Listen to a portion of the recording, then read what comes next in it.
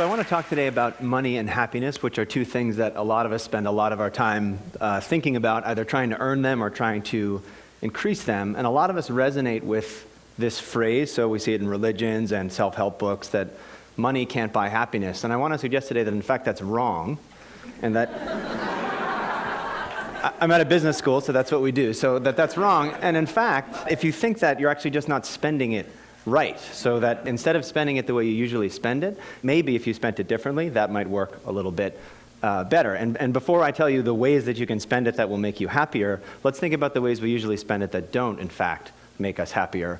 We had a little natural experiment. So CNN a little while ago wrote this interesting article on what happens to people when they win the lottery. Turns out people think when they win the lottery their lives are going to be amazing. This article is about how their lives get ruined. So what happens when people win the lottery is, number one, they spend all the money and go into debt. And number two, all of their friends and everyone they've ever met find them and bug them for money. And it ruins their social relationships, in fact. So they have more debt and worse friendships than they had before they won the lottery. What was interesting about the article was people started commenting on the article, readers of the thing. And instead of talking about how it had made them realize that money doesn't lead to happiness, everyone instantly started saying, you know what I would do if I won the lottery? And fantasizing about what they do. And here's just two of the ones that we saw that are just really interesting to think about. One person wrote in, when I win, I'm going to buy my own little mountain and have a little house on top. And another person wrote, I would fill a big bathtub with money and get in the tub while smoking a big fat cigar and sipping a glass of champagne. This is even worse now. Then I'd have a picture taken and dozens of glossies made. Anyone begging for money or trying to extort from me would receive a copy of the picture and nothing else. And so many of the comments were exactly of this type, where people got money, and in fact, it made them antisocial. So I told you that it ruins people's lives and that their friends bug them. It also, money often makes us feel very selfish, and we do things only for ourselves. And we said, well, maybe the reason that money doesn't make us happy is that we're always spending it on the wrong things, and in particular, that we're always spending it on ourselves. And we thought, I wonder what would happen if we made people spend more of their money on other people. So instead of being antisocial with your money, what if you were a little bit more pro-social with your money? And we thought, let's make people do it and see what happens. So let's have some people do what they usually do and spend money on themselves, and let's make some people give money away and measure their happiness and see if in fact they get happier. So the first way that we did this, on one Vancouver morning, we went out on the campus at University of British Columbia, and we approached people and said, do you want to be in an experiment? And they said yes. We asked them how happy they were, and then we gave them an envelope. And one of the envelopes had things in it that said, by 5 p.m. today, spend this money on yourself. So when we gave some examples of what you could spend it on. Other people in the morning got a slip of paper that said, by 5 p.m. today, spend this money on somebody else. Also inside the envelope was money, and we manipulated how much money we gave them. So some people got this slip of paper and $5. Some people got this slip of paper and $20.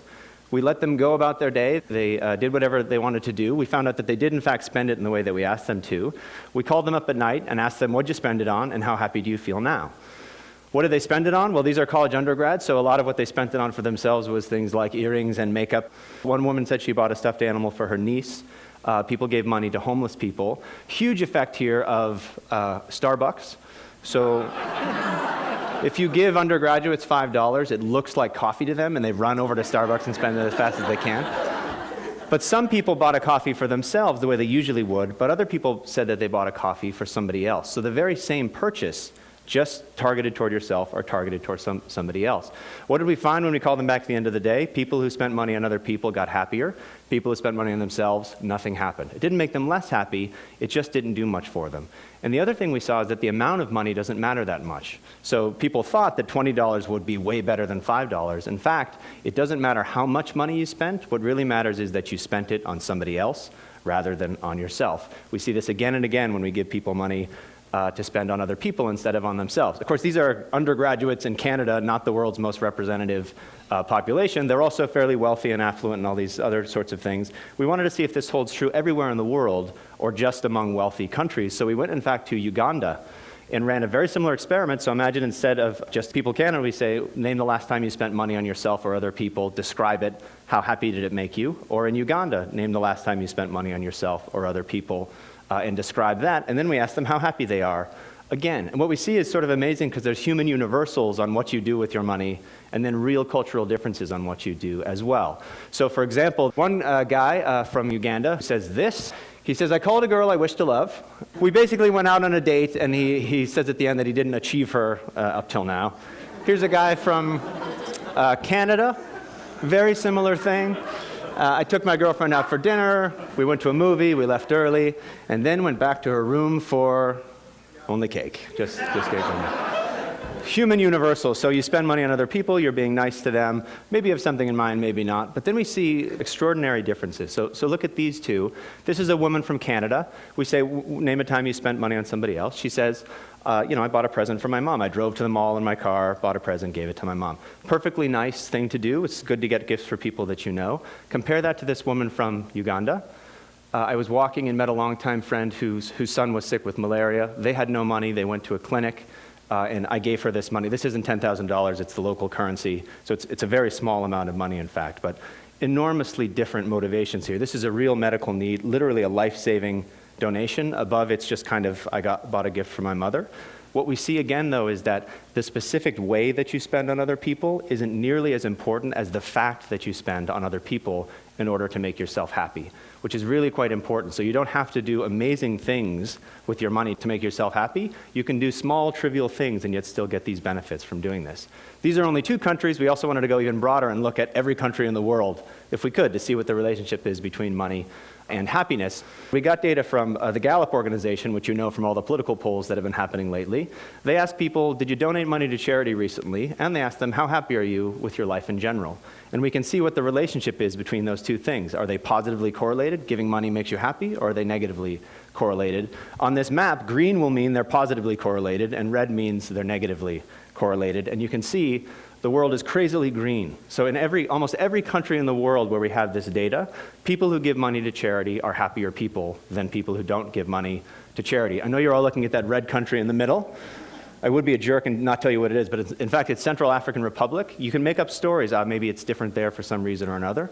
Just below that to the right is Rwanda, though, which is amazingly green. So almost everywhere we look, we see that giving money away makes you happier than keeping it for yourself. What about your work life, which is where we spend all the rest of our time when we're not with the people we know? We decided to infiltrate some companies and do a very similar thing. So these are sales teams in Belgium. They work in teams. They go out and sell basically to doctors and try to get them to buy drugs. So we can look to see how well they sell things as a function of being a member of a team. Some teams, we give people on the team some money for themselves and say, spend it however you want on yourself, just like we did with the undergrads in Canada. But other teams, we say, here's €15. Spend it on one of your teammates this week. Buy them something as a gift or a present and give it to them. And then we can see, now we've got teams that spend on themselves, and we've got these pro-social teams who we give money to make the team a little bit better. The reason I have a ridiculous piñata there is one of the teams pulled their money and bought a piñata, and they all got around and smashed the piñata, and all the candy fell out and things like that. A very silly, trivial thing to do, but think of the difference on a team that didn't do that at all, that got €15, put it in their pocket, maybe bought themselves a coffee, or teams that had this pro-social experience where they all bonded together to buy something and do a group activity. What we see is that, in fact, the teams that are pro-social sell more stuff than the teams that only got money for themselves. And one way to think about it is, for every €15 you give people for themselves, they put it in their pocket, they don't do anything different than they did before, you don't get any money from that. You actually lose money because it doesn't motivate them to perform any better. But when you give them €15 to spend on their teammates, they do so much better on their teams that you actually get a huge win on investing this kind of money. And I realize that you're probably thinking to yourselves, this is all fine, but there's a context that's incredibly important for public policy, and I can't imagine it would work there. And if he doesn't show me that it works here, I don't believe anything he said. And I know that what you're all thinking about are dodgeball teams. This was a huge criticism that we got, to say, if you can't show with dodgeball teams, this is all stupid. So we went out and found these dodgeball teams and infiltrated them, and we did the exact same thing as before. So some teams we give people on the team money, they spend it on themselves. Other teams we give them money to spend on their dodgeball teammates. The teams that spent money on themselves, they're just the same winning percentage as they were before. The teams that we give them money to spend on each other, they become different teams, and in fact, they dominate the league by the time they're done. Across all of these different contexts, your personal life, your work life, even silly things like intramural sports, we see spending on other people has a bigger return for you than spending on yourself. And so I'll just say, I think if you think money can't buy happiness, you're not spending it right. The implication is not, you should buy this product instead of that product, and that's the way to make yourself happier. It's in fact that you should stop thinking about which product to buy for yourself and try giving some of it to other people instead. And we luckily have an opportunity for you DonorsChoose.org is a nonprofit for mainly public school teachers in low-income schools. They post projects, so they say, I want to teach Huckleberry Finn to my class and we don't have the books, or I want a microscope to teach my students science and we don't have a microscope. You and I can go on and buy it for them.